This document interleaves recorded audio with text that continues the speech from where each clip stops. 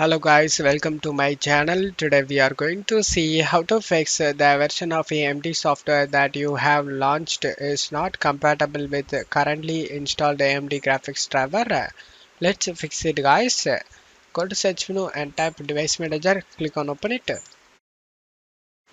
You just need to expand the display adapters section and right click on our AMD graphics card driver and select update driver. Select Browse my computer for drivers. Select Let me pick from a list of available drivers on my computer. And in this list, you just need to select the one named as AMD Radeon. After that, select Next option.